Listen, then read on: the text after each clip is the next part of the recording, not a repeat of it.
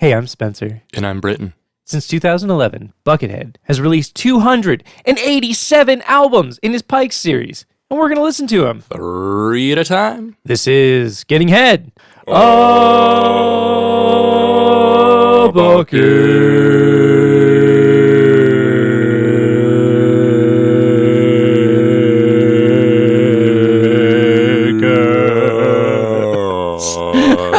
I don't know where the cast was cast. Yeah, cast.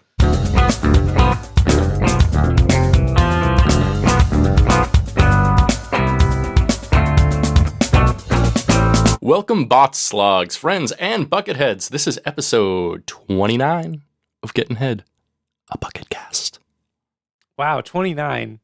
29. So, I guess this is a thing I'm doing for every episode. I'm just like, what's it like when you're 20-something? No, I've liked that. 29. You found something interesting to say about almost every number since 23.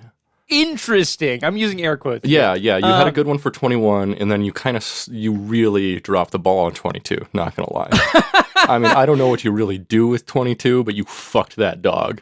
Yeah, I mean, nobody likes you when you're 22 and 23. That's true. I would say for 29, when I was 29, I was like, I'm going to start a new metal meme page. I guess, I don't know. I guess it's been has it been like 3 years now since you've been running that? Yeah, I started it in June of 2018. Hell yeah. Yeah. Yeah. It's been a minute. Yeah. Cool. Uphill trajectory. Yeah. Uphill, sure. Yeah, I don't know. Like, people get weird about, like, turning 30 or whatever. Like, that was not a weird birthday for me. I didn't feel weird about that. No. Like, I think one of the weirder birthdays for me was, like, turning, I don't know, 20 was a little weird. But, like, turning 30, I was like, yeah, whatever. I guess I'm done with my 20s. Those were fucking terrible. Yeah. 20s are dumb. Like, yeah, I hated most of that. I've been enjoying my 30s quite a bit so far, though. Yeah. Yeah, the 30s have been pretty all right, except for the whole fucking, the last year and a half has been fucking bullshit. Oh, yeah. But, what are you going to do? Yeah. What are you going to do? What are you gonna can do? you do? Yeah. Whatever. The last show I went to before COVID was a noise show. You have told me this. I think you tweeted about this, and I was like, yeah, but that's true. Like, that is not, is not a lie. Imagine if you go to the grave, having a noise show as your last live music experience. Go to the grave? That is the weirdest way to word that. What if you die and the last show was a noise show? I like better. What if you meet your mortal tomb? What if you see the end of this mortal coil? Shall you meet the Reaper? Yeah, I mean, I'm okay with it. Whatever, what can you do, right? Like, COVID kind of caught everybody by surprise, so it's like, I don't know. Except for the Chinese, you know what I'm saying? Because they manufactured it. Pandemic. Oh, God. Cut that out. For our listeners, I hope you know that's a joke. God, there are some people. So I post a lot of memes on the internet. There's some people that leave some comments that I don't like. Yeah. And it's when the ones that I really don't like is when they're like making a joke about like those types of conspiracies, but they're doing it real tongue in cheek, and like a lot of that is very unfunny to me. Yeah. And so it like bothers me. Like, somebody made a joke about adrenochrome on my fucking meme page the other day, and I like deleted the comment. I was like, dude, I'm not, like, no. Golly, like, we're not doing this. You've been listening to a lot of QAnon Anonymous, haven't you? I've listened to pretty much almost all of it. Yeah. It's great. Yeah. I mean, that specific conspiracy, the adrenochrome shit, is like some of the most insane shit. I know. Like, and like the number of like seemingly respectable people who actually believe that is crazy. Okay, so speaking of that podcast, the most recent episode, I don't know if you've listened to it. It came out yesterday. Wait, are you talking about the book review? No, that was last week's episode. The episode from yesterday was about this woman whose mom got into QAnon. Cool. But anyways, suffice to say, one of the things they talk about is there was like this online conference for like QAnon bullshit. And our Lord and Savior, Jim Caviezel, makes an appearance in that episode. Interesting. Because Jim Caviezel, big red-pilled guy, let me tell you. He talked about adrenochrome and how the, quote-unquote, this is an actual quote from him, the adrenochroming of children. Wow. That's the thing that he says. Wait. Which is amazing. Are you sure the guy who played Jesus in the Mel Gibson film, where Mel Gibson somehow finds a way to blame Jesus' death on the Jews instead of the Romans, are you saying that guy is a conservative American? And, well, and apparently conspiracy theorist. Listen, it ain't no theory if it's... Okay, I guess it's a theory. So, speaking of Jim Caviezel, he was in that show Person of Interest. Do you ever watch that show? Fuck no. Yeah, it's dumb as shit. Like, I watched a whole bunch of that show because, like, it had, like, 1 billion seasons, and it was all on some streaming service, so I just, like, put it on. Oh, that makes sense. Let it you ride, just watch shows that they made a lot of them. That's the same reason I watch The Big Bang Theory so much. Look, okay, my 20s, as previously stated, were garbage. Okay, so that's fair. I still didn't watch The Big Bang Theory in my 20s. Well, I didn't either, bazinga, okay? Bing bong.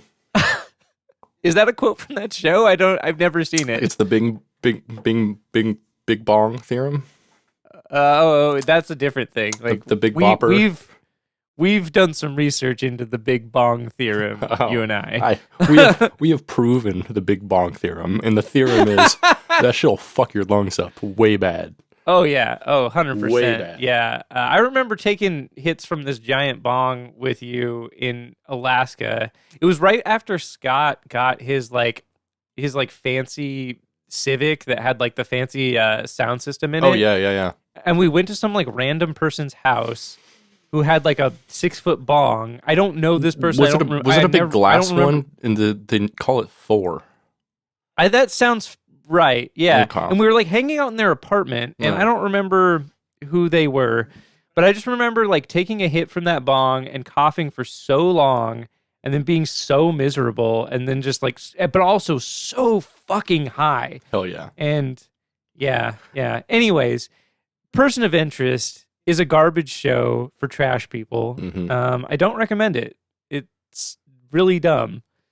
You know shows that like portray hacking or like computer things as like this like kind of magical thing. It's like a guy anything with like can happen. 4 keyboards and like 11 monitors, all of which have the Matrix screensaver going, and he's like, we gotta get into the mainframe, but wait, one sec. First I gotta look at a photo of this guy. Enhance. So you're describing an episode of Person of Interest right now, except the guy behind the keyboards is the dude who played Ben in Lost. Ben. Oh yeah, Ben Linus. Really? Yeah. Interesting. And I like that that guy. He's a really good actor. Like, yeah, totally. But that show is not good. He's just like, we need to track this person. I'm hacking into the like the facial recognition government software so we can track this person. And then it's Jim Caviezel like talking into a phone, and he's like, yeah, I was Jesus. Oh, Mel Gibson, adrenochrome. So, and then, stuff happens. People get shot. It's pretty much like if you gave Neil Breen an actual budget. Like, I've hacked into the mainframe, the most secret corporate and government secrets. No more books. Oh my God, yeah. There's a particular Neil Breen film that I really want to see. I've got all of them on my server, dog. Yeah, can we do a Neil Breen night? Hell yeah, anytime. That would be lovely. I really want to see the one. It's like Faithfully something. I forget what it's called. Fateful Findings. Fateful Findings. That's the one I want to see. That's the one I'm talking about with No More Books. It's so goddamn good. Yeah. Oh, No More Books. Yeah. So I watched that clip last night, and I watched it like on repeat a bunch of times. It's so incredible. Have you watched the Red Letter Media Wheel of the Worst that they just dropped? Yeah, that's okay. Because they have his filmmaking thing on there, which I don't have actually. That's the one thing I don't have of his. Oh well, they did they put out an episode yesterday that's about Fateful Findings, and that's what I watched. Oh, I didn't know that. Amazing. Yeah. Okay, interesting because they've done a couple Breen things before, but I don't. They have, yeah. Oh. And I gotta watch that. This looks so good. Yeah, it's No more books. It's a fucking movie, dude. No more books. Yeah, it's a movie. Hell yeah. Yeah. Oh yeah. Somebody sent me a message on Instagram the other day that just said, "No pogs, no slammers." I know you posted that on your story, and I got a chuckle. I was like, yeah, that's something I'd say. That's good. That's pretty beautiful. That's art right there. Mm-hmm. Oh man. I don't care who you are. That's funny right there. Get her done. Get her done. Get her done. Okay. What thing have you accomplished most recently that you would describe as a get her done moment? You know, I kind of, every time I like sell a VHS tape for like an absurd amount of money, I kind of say get her done to myself. You know, or like when I'm mailing one off, it's actually a real good feeling. There's definitely a short burst of serotonin again. Then I say get her done. You love it. You love to have that happen. Hell yeah. Either that or every time I watch a Sweating Bullets video. Every single time. Is Dave Mustaine the Larry the Cable Guy of like the metal world? No, that's gonna be Phil Anselmo. I've been for some reason watching a little too much of Phil Anselmo performing live lately, and I can tell you, tell you a couple things. You texted me the other night, and you were just like, "Oh man, Down sucks." Yeah, and yeah. I'm like, so I know. I was gonna say like Pantera live fucking rocks. They're like, they're so good. Everything I've seen of them live, I'm like, everyone here is fucking like killing it. Like it's a master class in performing with a metal 3-piece band. It's fucking nuts. Yeah, 100%. Superjoint Ritual, not bad. I mean, they're all very competent in what they're doing. They're a fairly tight band. Okay, so here's the thing. Yeah. Despite being like a person who follows extreme music, like and has for a great number of years, I have never bothered to listen to Superjoint Ritual. Yeah, like because every time that band comes up, I'm like, oh yeah, Phil Anselmo's other band. Oh, yeah, and you know they're fine. They're not terrible. They're decent at what they do. What they do isn't really my thing though. It's like, I mean, bluesy, like doomy, sludgy metal stuff. It's fine. It's whatever. Phil Anselmo's not bad on there. Down Bro is goddamn garbage. Like I watched a couple of their live performances, and I'm like, are they just all drunk or just not very good at their instruments? The fucking bassist blows. He fucking plays a Rickenbacker with the transistor still. So Rickenbackers have a like a little thing in them that they have two outputs, right? Sorry, they have the high output and the low output. Yeah, but there's another like transistor in there that actually like ends up it's like a cut or a boost or something that basically just gives you this massive boost above like 2K or something like that. And so that's why Rickenbackers have that like very like Chris Squire sound where they have like this thinness to them. I mean, there's still a bottom end, but there's a lot of just like, I mean, like in order to make it actually like sound dubby in any way, you have to like low pass the fuck out of it. And so because of that, like it sounds great when you play with a pick. Finger style, it really depends on how you play. And this dude has the sloppiest fucking finger style. So all you hear is strings when he's playing. It's like, it's worse than Fieldy, because at least Fieldy has like just a huge scooped tone.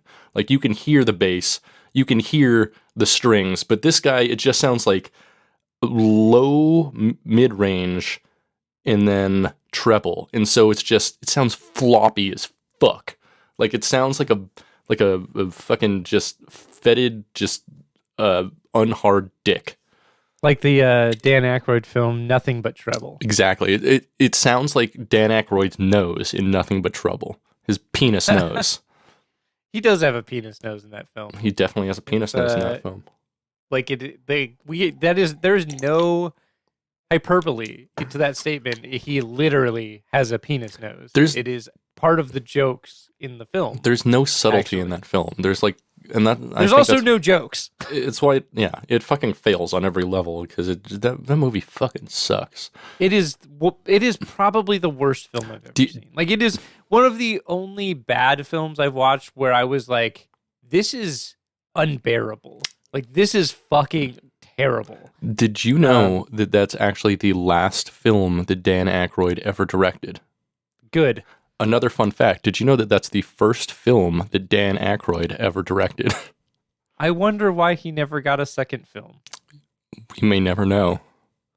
Unless we watch Nothing But Trouble again. I think he did. I think he co-wrote it with like someone else. Let me see here. So what the fuck do you think happened? Okay, so for those who don't know, Nothing But Trouble is a film that came out in 1989? Sounds right. 91 actually.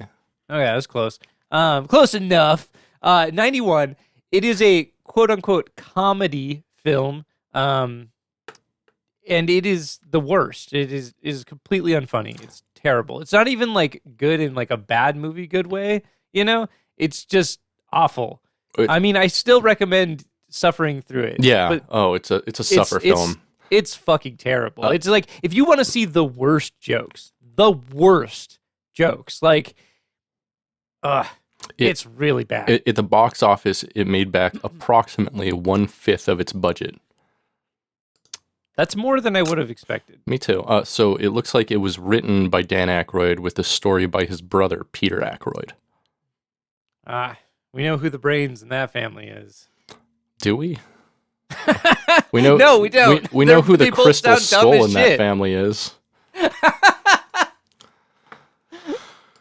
Dan Aykroyd's alien documentary. Oh my god, it's fucking. I'm using documentary in the very loosest definition possible. I call it. We watched that together. I'd call it a crockumentary. It's a fucking bullshit, the whole thing. No one watches Dan Aykroyd's fucking rambling hour-and-a-half long fucking rant about aliens and vodka, and then is like, yeah, that guy knows what's up. You know, I think in life, you either die a Mark Hoppus or live long enough to become a Tom DeLounge. DeLounge? DeLounge Chair. The Astro Lounge. Might as well be walking on the sun. Do you think that song's about Jesus, the Son of God? 100%. Cool. What else could it be about? Let's be honest. Yeah. Smash Mouth, a band singing songs about the shit real people go through. Yeah. Smash Mouth is what I call giving a blowjob. Yeah. All right. Because you're smashing. Yeah, with the mouth. Yeah. With your mouth. Yeah. Oh, yeah. Yep. I mean, I guess that tracks. You could do that. That'd be really cool if you're like, like, hold on, I gotta put on some music. And then you put on Smash Mouth. To set the mood, baby. It would also be cool to, like, the soundboard that you have going on here, you should play just all of those clips during sex, just on repeat. Just like all of them, just like on shuffle. You never know what you're gonna get. That would be really good. I mean, most of my sex is like the Curb Your Enthusiasm theme song anyway. So, I mean, as it should be. I mean, if that ain't the kind of sex you're having, what are you doing? Very good question. You either have Seinfeld sex or Curb Your Enthusiasm sex. Those are the only two positions. The two genders. The two genders, Larry David and Jerry Seinfeld. That's the name of the episode. Stupid.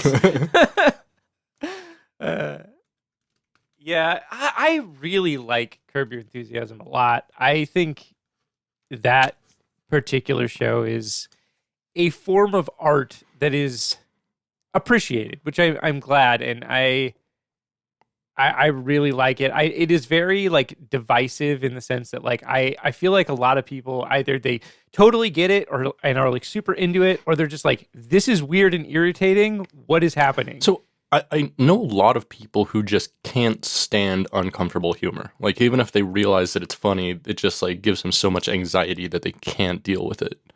I have heard that from people before too. And like sometimes I'll get reactions to like some of the memes I post with people like saying things like that. And like I don't understand that. Like I guess like whatever, to each their own, but also like Sorry. I just like I don't get it, you know? It's like I've never had like a gag reflex for humor. I don't know. You know I'm going to edit that.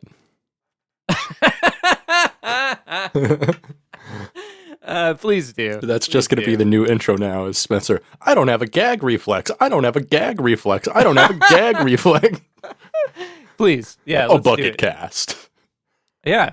I mean, what else are we doing here? Good question. Yeah. Brit. What's up, dude? I need something from you. What's that, dude? In this early afternoon Bucketcast. Mm-hmm. In order to get my day started right, in order to be filled with energy and emotion, I need to learn a bucket fact. Do you? Bucket fact, bucket fact, bucket fact, bucket fact, bucket fact, bucket fact, bucket fact, bucket fact, bucket fact. We're going to do something a little bit different today. We're going to talk about Bucket's body. Not his body of work, but his body. We're going to talk about how large Buckethead's hands are. Hell yeah. Because I've seen this question on the internet several times, and no one has ever given a definitive answer other than he's got very large hands, which I mean is evident from just looking at his photos, but I couldn't find anything definitive. So it's often discussed and pointed out in pictures exactly how enormous Buckethead's fingers are specifically, but there's no reputable sources and nothing accurate for hand measurement. Some guesses by people, but nothing definitive. So I found a really good high-quality reference photo wherein Buckethead is using his Gibson Custom Les Paul and has his left hand directly over the pickups. So it took me a while, but I, with like Photoshop and a couple other things, I went ahead and I measured the size of his pickups for reference because it's one of the things I could actually find a very definitive measurement on. And sure. So assuming Buckethead has like normal hands, I'm going to use a standard measurement of hands from measuring from the tip of his middle finger to the wrist, right? Okay. So the bridge pickup on Bucket's custom Les Paul is a 500T super ceramic humbucker. This is a pretty standard size humbucker, and in as much the bobbins, which are the plastic casings on the outside of like the things that hold the pull pieces, are exactly 69 millimeters. Nice.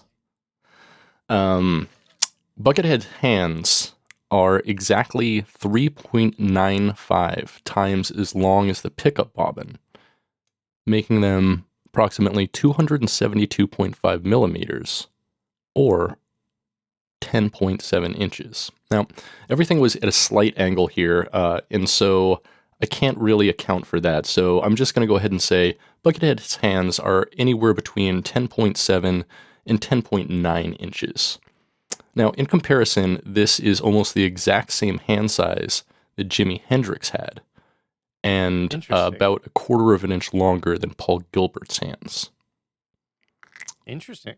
Paul Gilbert also has very large hands. Very large hands, especially being that Paul Gilbert's like, only like 6 feet tall. So he's got like proportionally enormous fucking hands. And Jimi Hendrix was even shorter. So Jimi Hendrix just had fucking monster ass hands. But like, unlike the other two people we're talking about here, Jimmy finger bang city, baby. Like, he'd be finger banging. Oh, you have no idea. Yeah, like, I mean, I'm sure like, he had a big dick too, but hands. He's like, whoa, like, I mean, you like the dick, check out the fingers. Yeah. Yeah. He used them hands. Oh, yeah. Oh, yeah.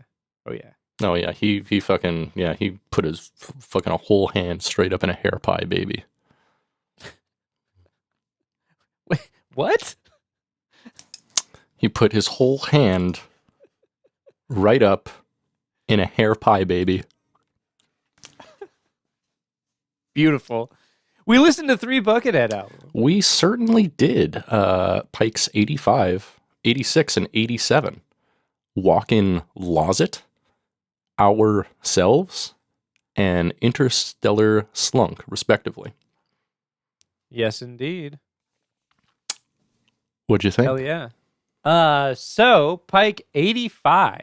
Walk-in Loset, released October 11th, 2014, which I believe is our good friend Scott Thorpe's birthday. I thought it was the 12th. Is it the 11th? Fuck, is it? It's one of those things, I can never remember if it's the 11th or 12th. Never. I don't know why. You mean past guest Scott Thorpe? Past guest, one of our Yes. brethren. Yes. Yeah.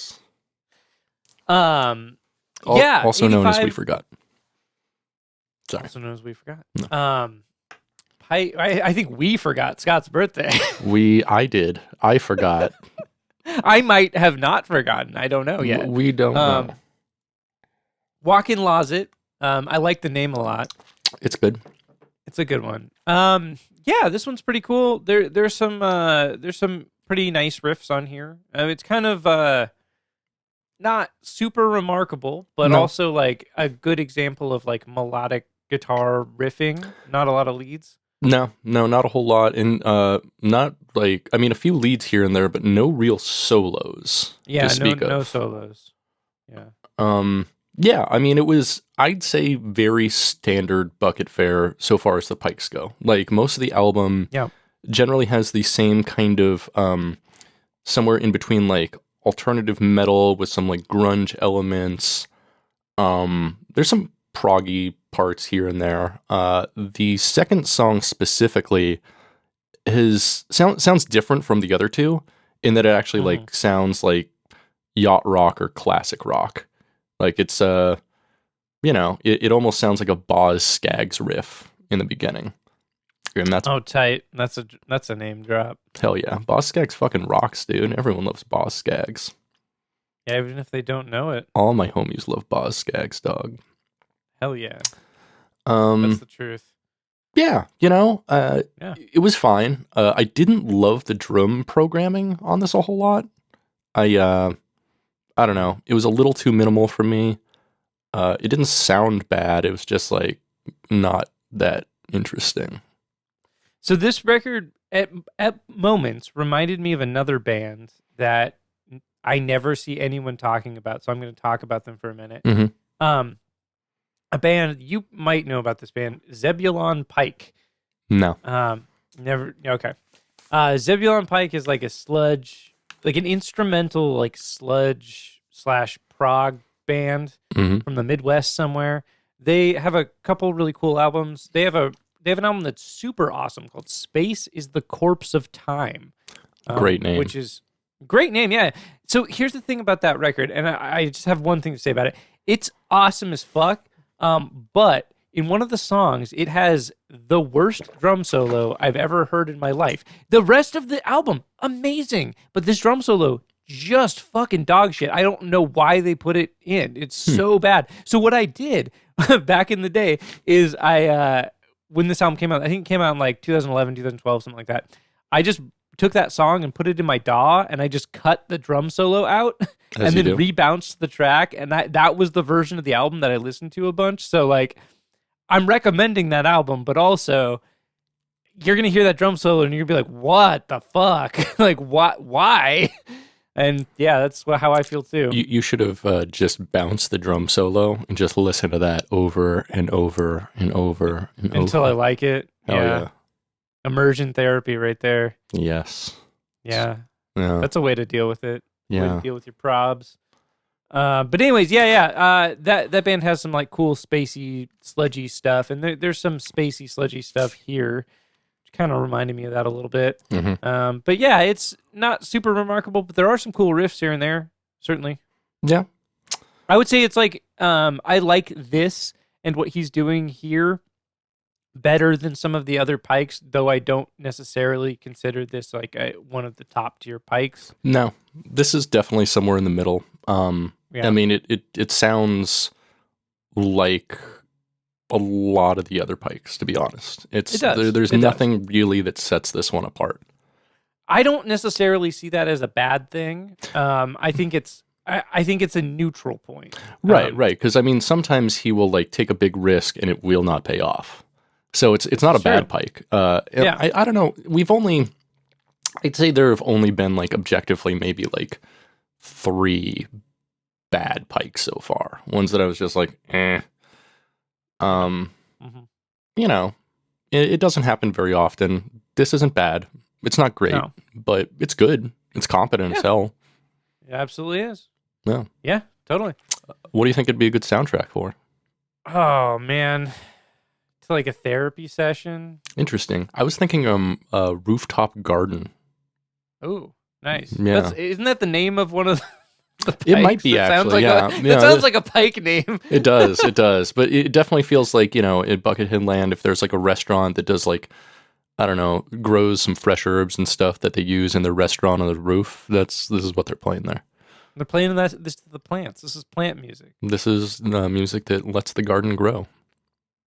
Loved that. Also sounds like a Pike title. That's a song by the Bad Plus.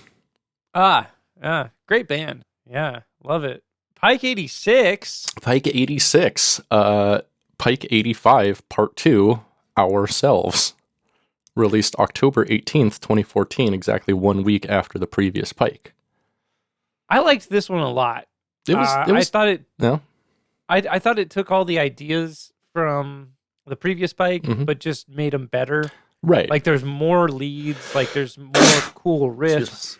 Like it all kind of flows better as an album. I thought it was good. Yeah, there's a little more diversity on here, especially when it comes to I don't know, I guess like genres. Like he slows it down a little more and also makes it a little more metal in places. Like in the beginning of track 4, Looking From Afar, it starts off with a super soft and mellow, like cleanish guitar that sounds like it's being run through like maybe like a Fender twin reverb with the gain like half the way up. But sure, something like that. After that, it's the whole thing reminds me of Pike 85, but even more so, like, there's a lot of Pikes like these two, that are generally, like, not a ton of leads, not a ton of solos, and just, like, different musical melodic ideas. Like, Pike 66, Leave the Light On, Pike 71, Celery, Pike 42, Backwards Chimney. Like, I'd say this idea is the most often used kind of formula for the Pikes. I would say yes, it is, in as much I feel like it is a strong example of the formula, and in a way in which it can work. Right. Like this one is much better than Celery. Like Celery was. Oh, certainly, yeah. But this one, like, I listened to it and I was enjoying it, and it was one of those ones where, like, when it ended, I was like, oh wow, it's over. It, like, I never felt like it overstayed its welcome. Like, it stayed interesting enough the whole way. Like, I thought it was fun. Okay. Fair. Yeah, it was good. Lots of, like, alternative kind of metal, some post-rocky stuff. Yeah, he does a little bit of that stuff where, you've got the, like, the delay that's synced up to the tempo, and he's, like, doing little, like, picky stuff on there. And you can hear the delays, and like it's fun. There's a little bit of like post-rocky kind of riffing in there, but a lot of like just melodic heavy riffs, which is cool. I like it when he writes melodic heavy riffs, and it's not so bad. Yeah. Dewdrops is a cool song.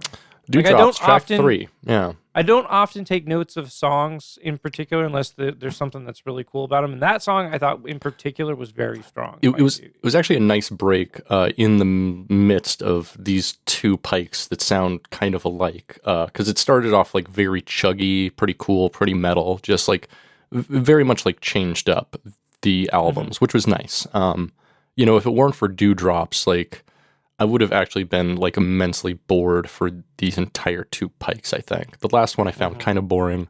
Dewdrops really like elevated this one and made me think it's like at least a good like point better than Walk-in Loset.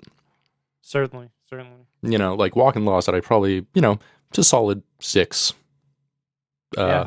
This one's a good, you know, 6.5, 7. Yeah, this is the soundtrack to like the place where they sell the merch at Buckethead. Merch booth. This is the gift store. The gift shop. Yeah. The gift shop. I can 100% agree with you. This is definitely gift shop music. Or maybe even like a little, like a Buckethead museum, like a retrospective, like the history of Buckethead, little museum shop. History head. Bucket history. Just layer those 2 on top of each other, so it's just nonsense. Yeah, do that. It'll be good. Pike 87, Interstellar Slunk, released October 20th, 2014, just 2 days after the previous Pike. Sounds like it. Here, let me do an impression of what this album sounds like. Okay, are you ready, Britt? Mm-hmm.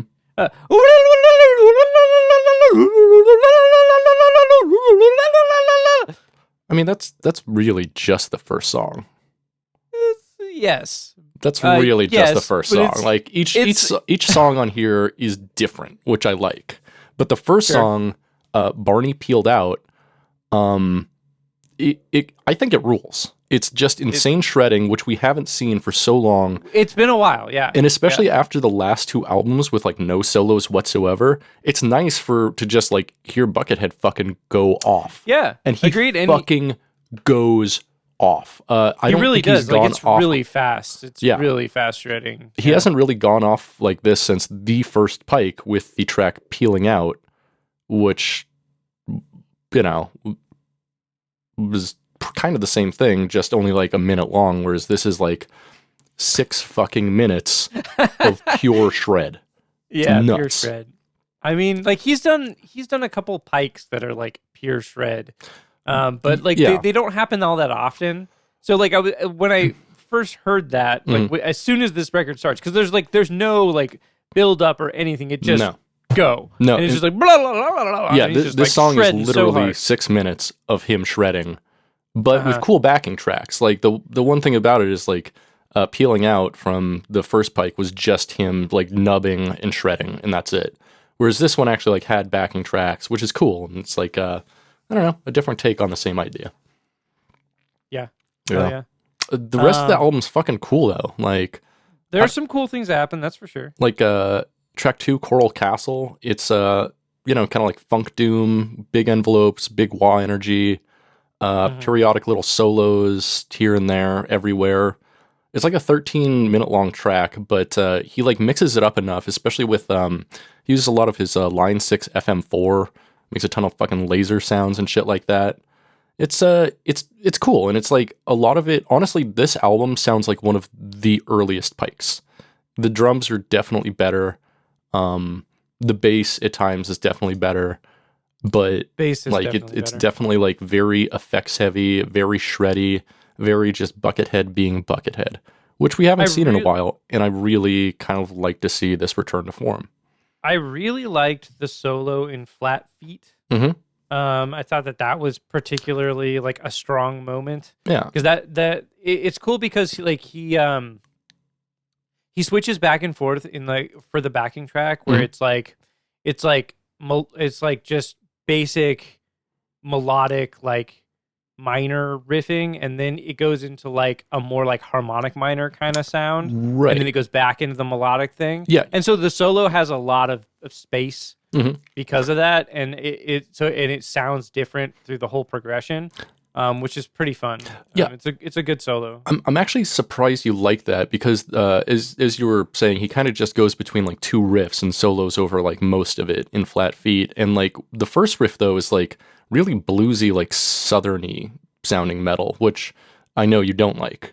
And then the other one is like a much more melodic, like alt metal thing, which I know you do like. So I'm kind of surprised you like that juxtaposition, but I thought it was good. Yeah, for sure. It's an interesting sound that you don't hear from him all that often. Like he usually doesn't solo over riffs quite like that. Like I don't know. It's just a little bit different. Right. I mean, he does. Yeah. stuff. Like usually when he's doing like his sludgy stuff, it's just a riff. He doesn't solo over his sludge stuff much at all. You need some. The light is just so bright in here. It looks like I'm ascending to like some kind of fucking higher plane here. Yeah. My face is pure energy right now. That's pretty cool. It's weird. Tripping me out. Yeah. It's distracting. We're trying to talk about goddamn Buckethead and goddamn Buckethead. Yeah. No, totally. It's all right. It's good. I like 86 the best of this three. But, really? I definitely liked right. 87 the most. That's fair. Yeah. Hell yeah. Yeah. What do you think it's good? What do you think it would soundtrack? Interstellar Slunk. I think it would be a great soundtrack for his equivalent to like Space Mountain.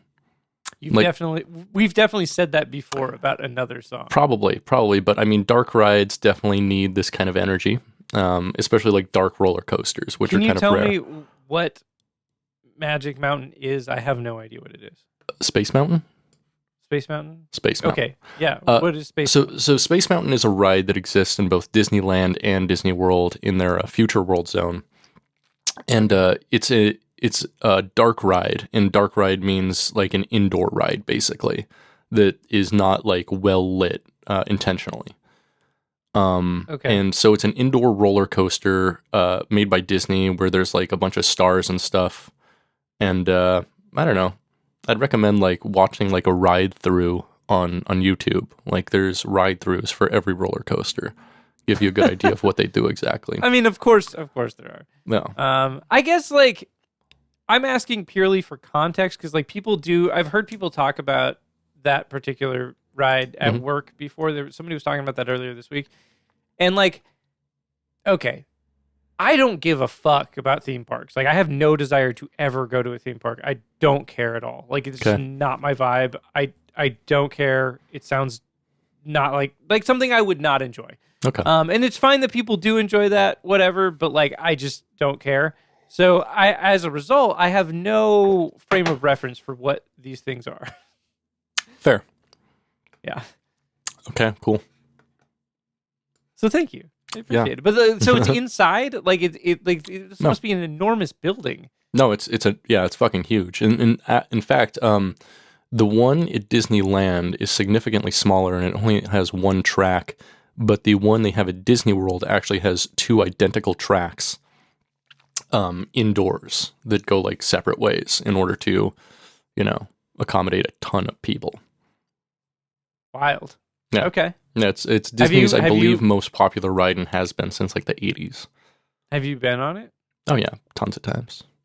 What do you think? It's Disney's best ride, straight up. It's the most fun thing at Disney World. Yep. Okay. Straight up. Tight. Yep. I love to hear that. Hell yeah. Hell yeah. Like the band. Hell yeah. Like the Golden Corral restroom band. Yeah. If you're a fan of our show, yeah. Like I'm speaking to no one, but hey, if you're a fan of our show, please leave graffiti in Golden Corral bathrooms. Please write the Hell Yeah logo and take a picture and send to us. Either please. That or RIP Vinnie Paul. Yeah, that too. Anything memorializing Vinnie Paul and it has to be in a handicap stall too, because like I mean he's fat, yeah, and he needs like room to like do some key bumps with his other friends from Hell Yeah. You think they're doing that in the stall? Are you kidding me? Of course they're doing that in the stall. All right. Where else are they gonna do it? You can't just do fucking key bumps like in a fucking like restaurant that only conservatives go to, like right out in the open. All right. Unless you're a Donald Trump Jr., and then they just don't care how much coke you do. But it's a totally different thing. It's a different thing? Yeah. Hey, yeah. Spencer. All right. Yeah. You want to take a journey with me? I want to take a journey, baby. Let's go to the bucket void. Statements from the bucket void. Bucket void. Hell yeah. the band. Here we are. We're back. We're here. This is the part of the show where we shine a light into some parts of the internet that maybe we don't need to be shining a light into. Mm-hmm. We report back what we see. Okay. So this week we listened to 3 Pikes. I skimmed through a good amount of YouTube comments. Thankfully for these particular Pikes, there are a good number of comments. So we got a lot of bucket statements to analyze today. Sorry to interrupt, but it has been strange for the past, because, I will check the comments too as I'm listening to these albums on YouTube, and for, I'd say the past, dozen albums, the comments have been pretty sparse. It's kind of weird. Pretty sparse, yeah. Yeah. That's why, one of these, I believe it's Pike 86, has, 43 comments on it, which is, That's quite great. a few in comparison to the last maybe dozen or so we've been listening to. Right, and so I'm wondering if there is going to be a law of diminishing returns here where the higher number we go on the Pikes, the less comments we're going to get in general. I'm not sure. Yeah. I think maybe, but maybe not. Because it's I've wondered that a lot as we've done this, but there are Pikes in the 40s that have less comments than some of the Pikes we listen to today. So True. It's I don't know. I think it's kind of just random. Yeah. Because the algorithm, who knows who the algorithm is providing this bucket content to. Right, and it's also Buckethead fans. I've noticed, I spend a good time on the Buckethead subreddit, and there are quite a few people who are doing pretty much the exact same thing we're doing and just listening to the Pikes all the way through. But there also seems to be a very large contingent of people who will listen to Pikes based more on recommendation. And they'll, post something like, hey, I just listened to this Pike and loved it. Does anyone know anything like this? And, people will come together and be like, oh, yeah, that's more of a sludgy thing. Sounds more like this, like Snow Slug or whatever. Yeah, it's interesting. It is interesting. And you see a lot of that in the YouTube comments as well. Mm-hmm. Get things going here. This person has a very long name, so long that it actually ends in an ellipsis. I think it keeps going, but currently their name is Marcus Cameron McLean Marcus Cameron.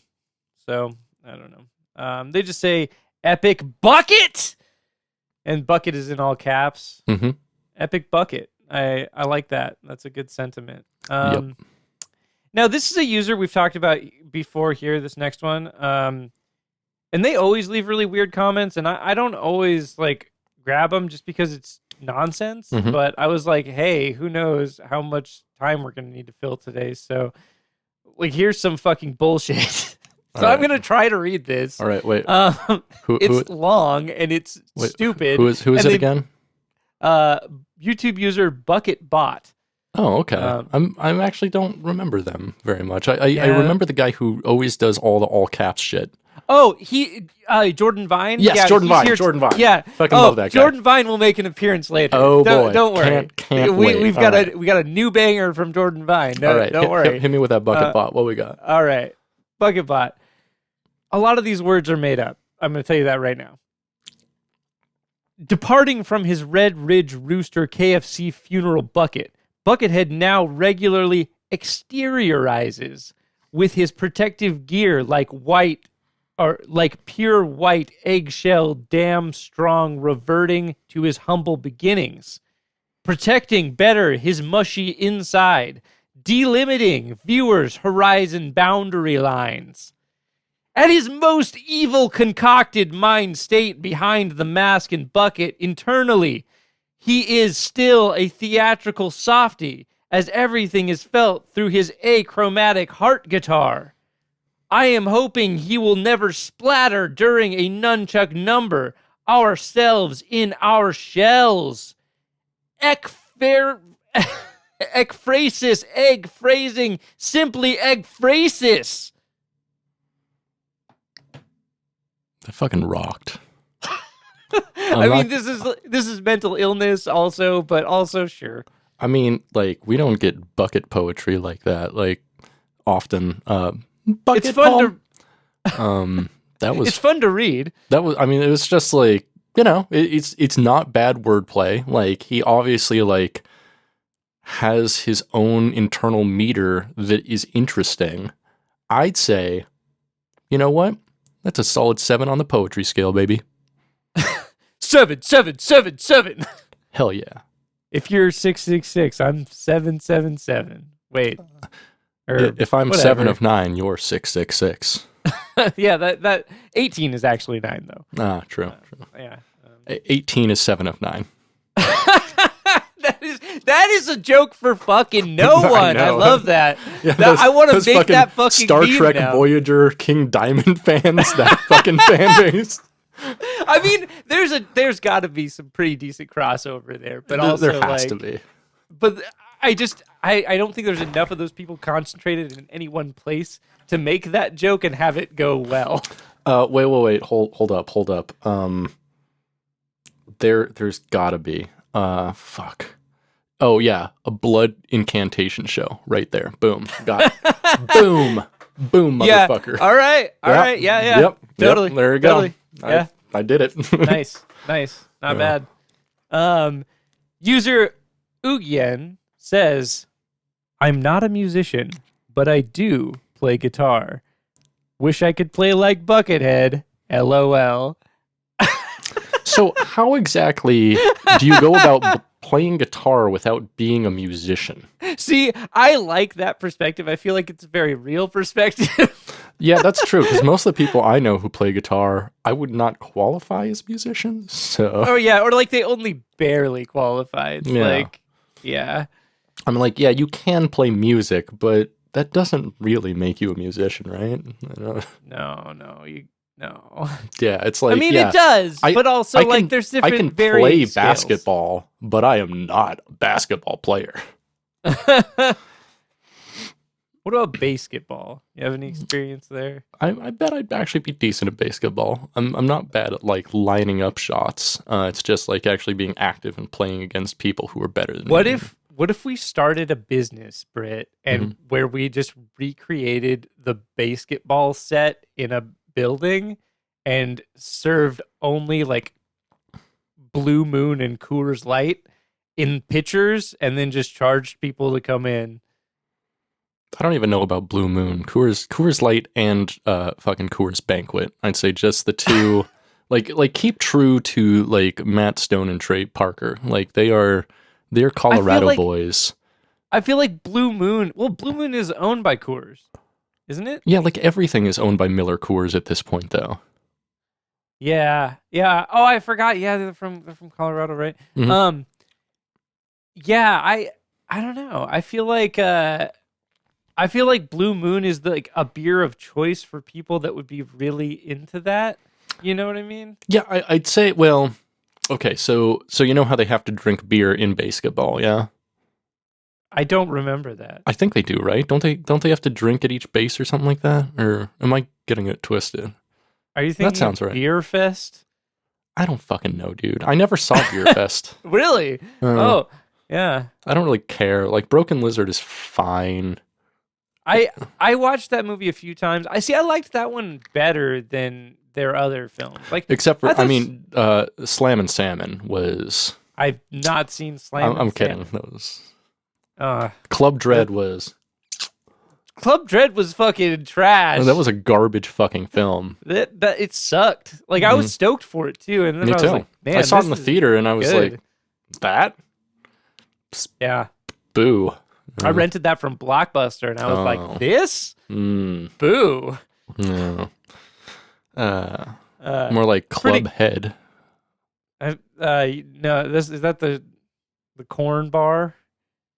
I guess I was more referring to Buckethead, but that's fine too. We can refer to corn, I guess. All right. So there's another user we've talked about before. Is it an idiot, a user, and a microphone abuser? YouTube user Frankincensed 1 year ago edited says, Bucket holds back for a bunch of pikes, then all of a sudden he lets go with some serious shreds. What's interesting... This must well, have... No, sorry? What's interesting about this is the response from YouTube user Abe Vigoda's left testicle. Wow. That is a name. That's the main reason this is featured. Just says, "Hey, I've seen you on here before." I like the idea of like these frequent Pike commenters like noticing each other. I think that is kind of funny. Mm-hmm. But also just Abe Vigoda's left testicle. Yeah. I mean, what do you think that tastes like? Like a saltine cracker. I was gonna say more like vaguely of like pine sol. Like okay. I bet he bathes with like palm olive fucking dish soap. Why? Why would he do that? I don't know. He likes to smell like fucking dishes. Because he's the shiz. Oh God, I hate that. Dude, have I ever told you about Dishes? No. The person I know named Dishes. Have I ever told you about that? Are they non-binary? No. Oh, because that's like a name a non-binary person would definitely choose. Yeah, you're right. This is kind of before like non-binary stuff became really, much more recognized in the mainstream. Fair. But this is a person that like stayed at my house for a while back in the party house days. Mm-hmm. He's a piece of shit. That guy sucks. Oh, he's a crust punk. Yeah, he was just an alcoholic. So he's a crust. Yeah, I mean, I guess like the people he primarily hung out with were crust punks. Yeah, and that's how he ended up at our house. But yeah, he was just an alcoholic, and so he would just drink a lot and then be shitty, and be smelly, and like make a mess, and like he would. And people, and I remember one time I was like, "Hey, Dishes, do people call you that because you do the dishes?" And he was like, "No, they call me that because I'm Dishes." And I was like, "Hey, man, do some of your dishes, please." Just like you ask him that question while just like staring at the sink, like literally. No, that was literally the situation. Like, because I was like, "Oh, the sink is full of your dishes." Yep. Dishes. Yep. But anyways, yeah. Years later, our friend Monty McCleary, I don't know if he'll want me to mention this, so maybe you'll have to get this out, but ran into him. Like he was like in Capitol Hill for some reason, and he like ran into him, and he was like, "Hey, Dishes, what's up?" And Dishes was like, "Who the fuck are you?" And then it's like stormed off. Wow.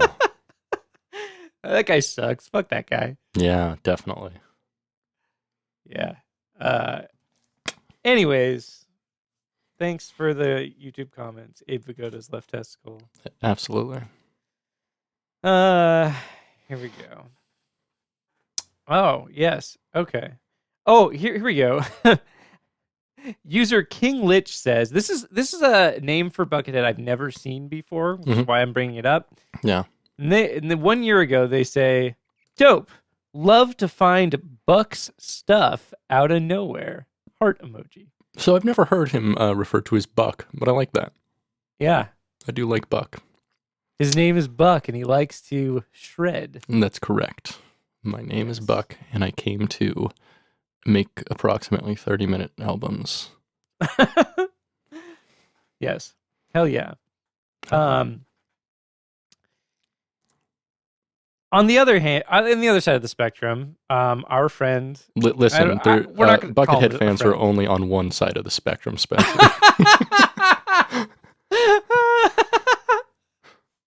I bet the prevailing ideology among Buckethead fans is libertarianism. It's got to be, right? I think the prevailing ideology among Buckethead fans is autism. All right. Speaking of which, YouTube So yes, user libertarianism.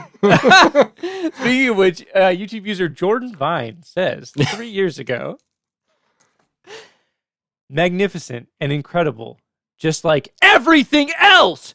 The greatest guitarist to ever play the fucking instrument. There's no other human who plays the guitar that is better. No one. Do you get me? No one. He is the best of the best. Buckethead forever."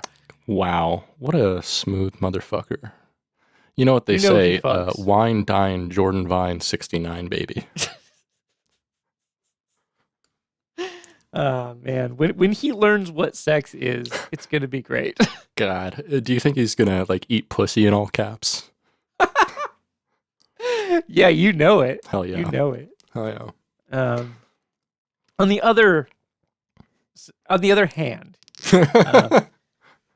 user Newpath 1 year ago says, "A precious angel is our bucket." It's very And true. I love that sentiment. I would agree. I agree 1000%. I would like if Buckethead just like played a concert wearing like angel wings. I think that would be like kind of on brand. It would be cool. It would be I would very be cool. into it. Yeah, he's very cool. And No. a precious angel is our bucket. Bucket heaven. Bucket heaven. Yes. All right. Okay. Now we got to get into it. So this is a comment on Pike 86 Mm-hmm. and YouTube user Axiom Ape, whose profile picture is a picture of Buckethead, by the way. Cool. Says, so does track 2 mean Buckethead has been to Coral Castle? It's such a cool place and awesome.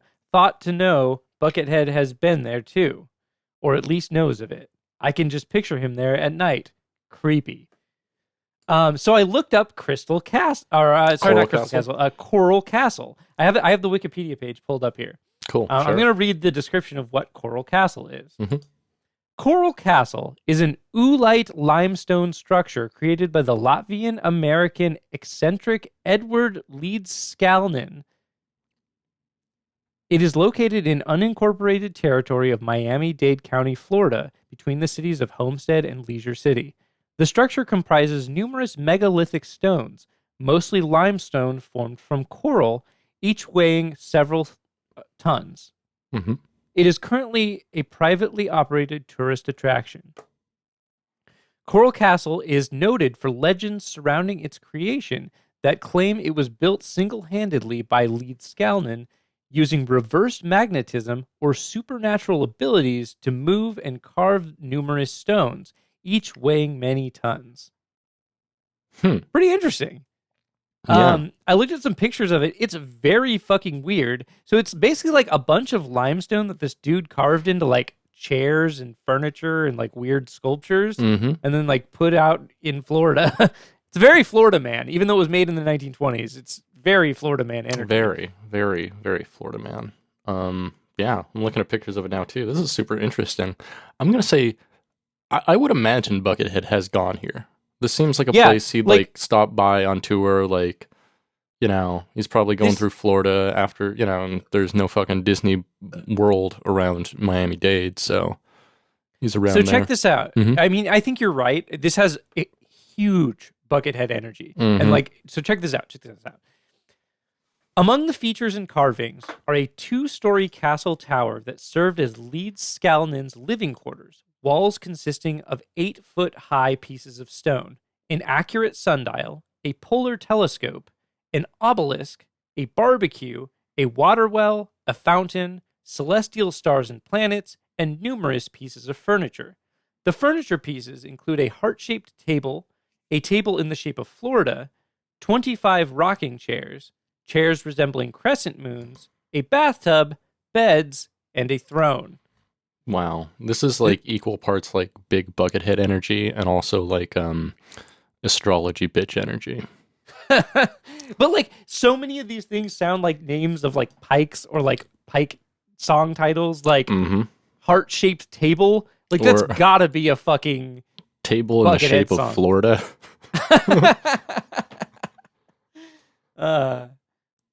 Yeah, pretty interesting shit. Very weird. So there's like a very long part in here about this like door that's really interesting there. I don't know. It's pretty wild.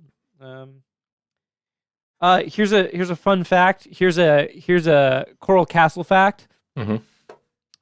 Billy Idol's 1986 song "Sweet 16" was inspired by the story of Leedskalnin and Coral Castle. Very Cool. interesting. Very interesting. Oh, and this Coral Castle was also featured on the History Channel show Ancient Aliens Season 2, Episode 8. Oh. I love that that's on the History Channel. Because, that's some real history, right? Definitely there. history. Yeah, when was the last time you saw history on the History Channel? It's all just speculative bullshit and, ghost hunting. I'm like... Early 2000s is the last time I saw real history on the History Channel. Wait, when was that? Early 2000s. Yeah, that's about right. Yeah. Because I remember, when they used to just play, the sort of videos that we would watch in history class. Yeah, it was just here's a battle, yeah. and it was crazy because of this. Here's all the troop movements, and here's people that know about it talking about it. Either the Civil War or World War II. One of those. Or I remember a lot of ancient stuff too, talking about Thermopylae and things like that. Yeah, I do remember a lot of ancient Indian civilizations and stuff like that. A lot of talking about what happened to the Mayans, and I'm like, white people, and they're yes, white people, and that yes. Oh, totally. Yeah, you'll love to see it. Indeed. And I think that's all we got for today.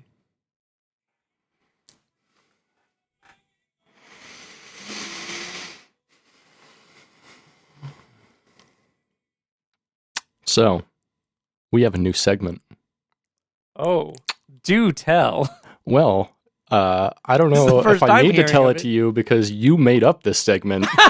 Oh, yes. Okay. Oh, I'm so excited. Yeah, I can't wait. I'm so... Ha ha ha ha ha ha bucket joke. Ha ha ha ha ha ha bucket joke. Ha ha ha ha ha bucket joke. Ha ha ha ha ha bucket joke. So, we have a new segment here. It's called Bucket Joke. Spencer has noticed recently that I have stocked up on a variety of old shitty joke books. Uh-huh. And so I'm going to be reading jokes to you, but replacing keywords with Buckethead. That's beautiful. I'm so ready for We're making these jokes about Buckethead. So I'm going to give you your selection here. We can either go with 2,000 surefire jokes for speakers. Uh-huh. And that one's from 1987. We can go timely. For this one from 1976 or something. 3,500 good jokes for speakers. Or my personal favorite here. Yes, Garfield's Big Fat Hairy Joke Book. So I have some history with Garfield's Big Fat Hairy Joke Book. I owned that when I was a kid, and I have not read it since I was maybe 8. So Britt, you need to lay one on me. Okay. What did the ocean say to Buckethead? Hi. Nothing. It only waved. That sucks. Give me another. What did Buckethead say to the cactus? I don't know. I see your point. That sucks. Give me another. Why is Buckethead's mind like snow? It is pure and white and untainted by the world. All right, let's talk about how you conflate pure with white, Spencer. No, this is joke time's over.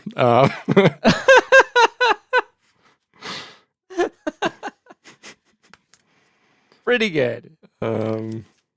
What does Buckethead call it when he overcooks his sirloin? What? I don't know what. A mistake. Yep. That tracks. Mm-hmm. I'll give you that one. Why did Buckethead put mouthwash in his soup? Why? So it wouldn't have bad broth. That is not a joke in there. You made that up. There's no way that is a real joke in there. Right here, dude. That's oh my god, yeah, you're right. That is a real joke. Wow. That is maybe the worst joke I've ever heard. That's really great. Good job. Ooh, here we go. Which is smarter, a cat or a chicken? Tell me. Well, have you ever seen a Kentucky Fried Cat? a beautiful joke. That's wow.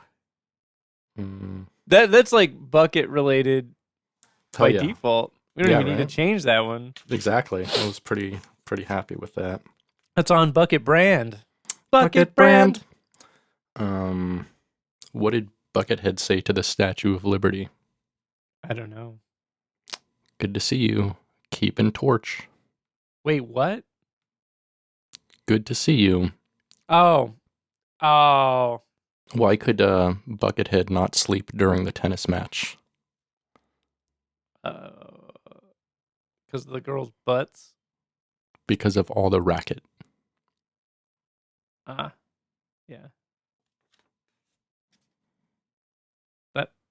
Yep. Why did Buckethead put insect spray on Dan Monty's watch? I don't know why. Because it was full of ticks. I like how topical the joke is. I'm grateful for that. When is Buckethead like a piece of wood? In the morning, baby. Hell yeah.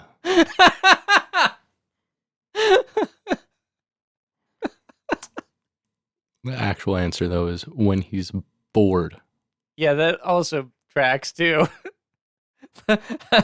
What's the first thing that Buckethead loses when he's on a diet? I don't know. His sense of humor. Hate to see that. We love his bucket humor. What's Buckethead's favorite state? Mind? A state of unconsciousness. Cool. What's the only type of bird that can lift Buckethead? I don't know. A crane.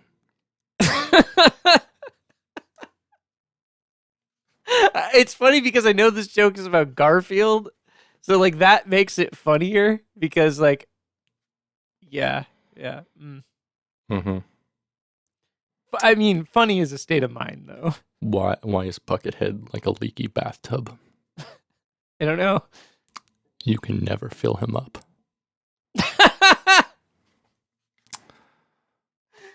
Oh no. Bucket joke. Hey Spencer, you got anything to recommend to me this week?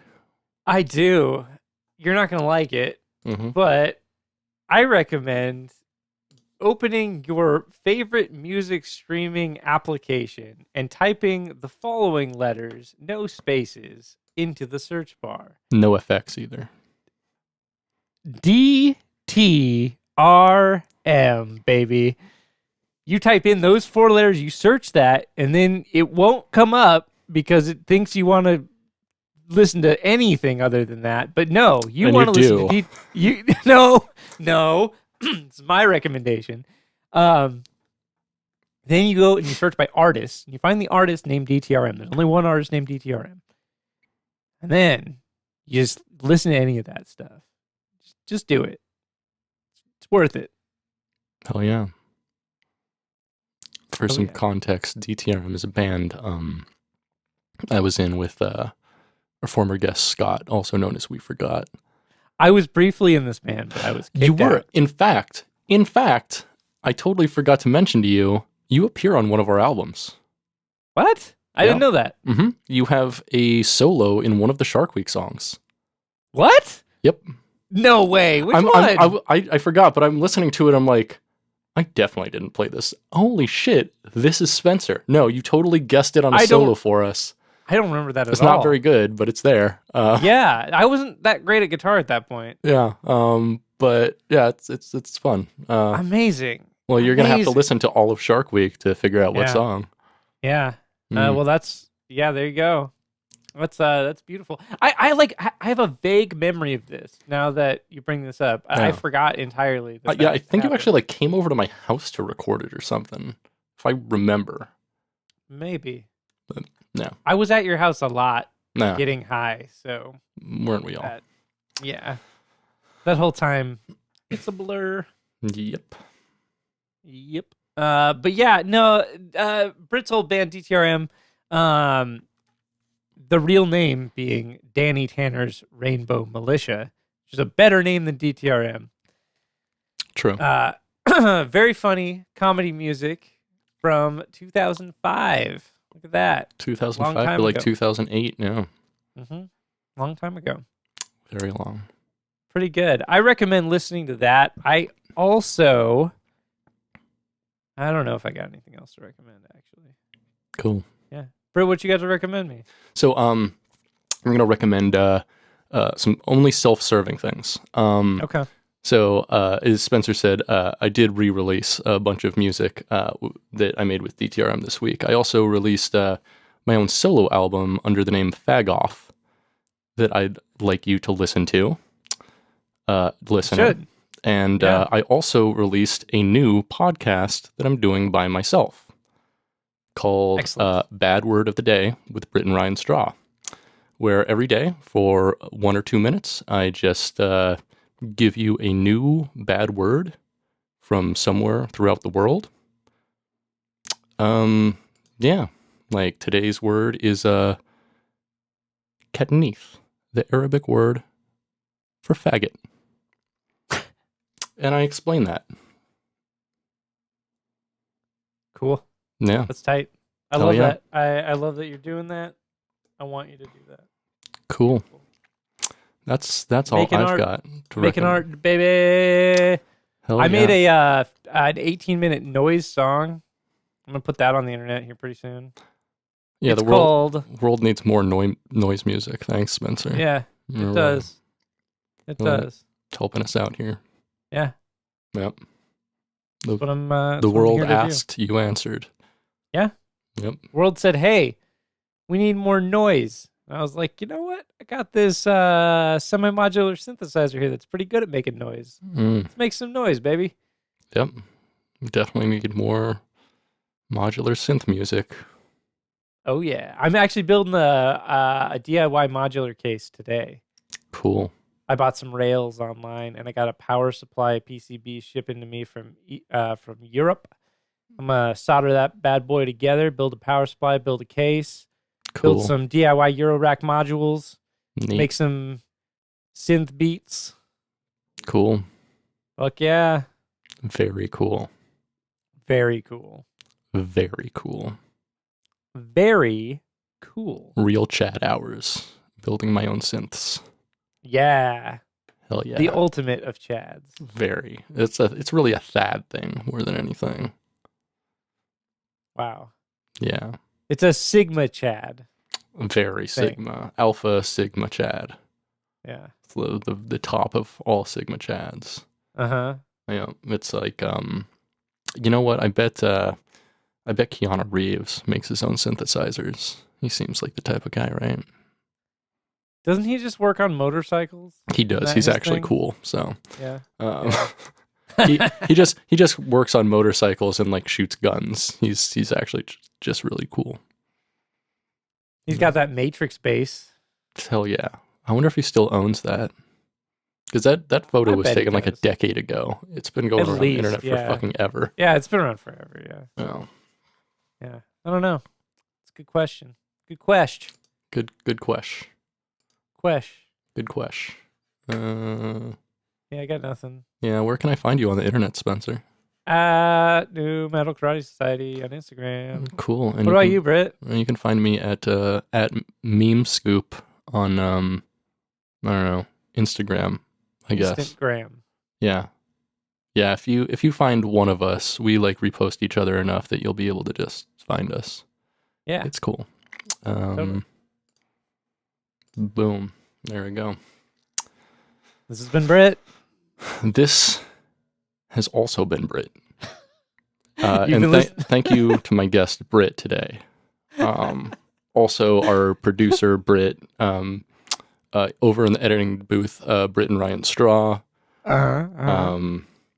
Thank you for our new segment today to our new joke curator, Brit Straw. And yeah, thank you, Britton. You've done a job. You've done a job. Someone's job. Someone's job. This has been Brit and Ryan Straw. And this has been Spencer. You've been listening to Gettin Head, a Bucketcast. Stay greasy, Bucketheads. Namaste.